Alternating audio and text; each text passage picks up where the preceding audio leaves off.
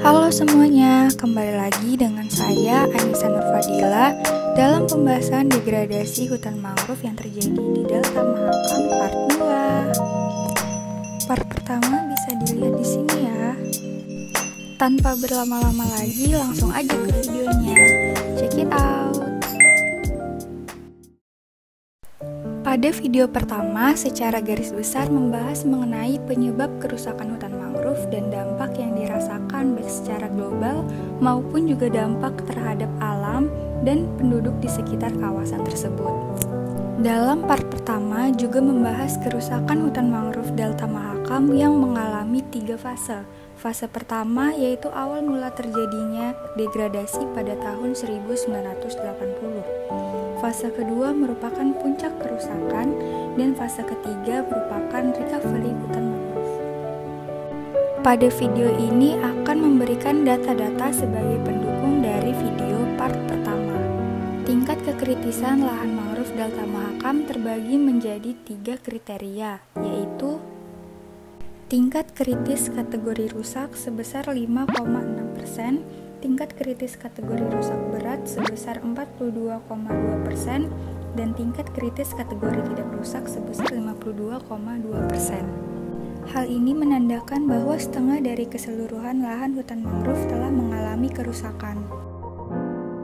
Kemudian pada tabel tersebut merupakan tingkat kekritisan lahan mangrove Delta Mahakam berdasarkan penutupan dan penggunaan lahan.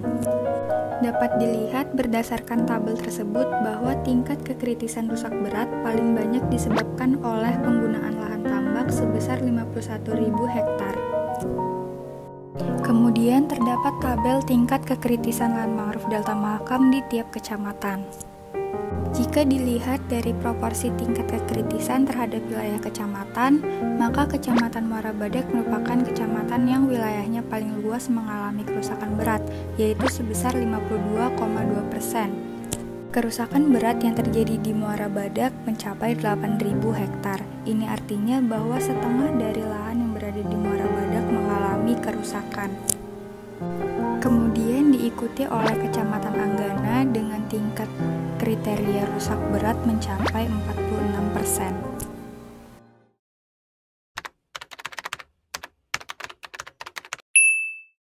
Secara garis besar, kerusakan hutan mangrove disebabkan oleh beberapa pihak yang ada dan mendominasi dalam mengelola potensi migas dan juga budidaya perikanan tambak. Pihak tersebut meliputi perusahaan pengeksplorasi migas, petambak, dan tengkulak tambak, serta penduduk lokal yang bekerja di sektor tambak. Keseluruhan pihak memiliki indikasi bahwa melanggar prinsip ekologis Delta Mahakam dengan merambah secara eksploitatif terhadap ekosistem hutan mangrove. Selain itu, juga dibutuhkan beberapa pihak yang perlu terlibat dalam pemulihan hutan mangrove di Delta Mahakam. Pihak-pihak tersebut adalah pemerintah pusat, yaitu dengan membuat kebijakan agar penanganan Delta Mahakam lebih terarah. Yang kedua, pemerintah daerah. Yang ketiga, pihak swasta, terutama perusahaan yang berada di wilayah ini harus menyeimbangkan ekonomi dan memperhatikan lingkungan agar tidak ada pihak yang dirugikan. Yang keempat, yaitu lembaga swadaya masyarakat dan akademisi seperti Yayasan Mangrove Lestari, WWF, TNC, dan Universitas Mula Warman. LSM dan akademisi memiliki kepentingan untuk melakukan pendampingan kepada masyarakat dan perusahaan terkait kelestarian ekosistem mangrove. Yang kelima, aparat hukum untuk menindak tegas pihak-pihak yang terlibat dalam kerusakan hutan mangrove, dan yang terakhir yaitu masyarakat setempat. Sehingga untuk mencapai keberhasilan dalam pemulihan hutan mangrove perlu adanya integrasi antara semua pihak yang terlibat agar tidak ada yang dirugikan, baik perusahaan, lingkungan, dan masyarakat.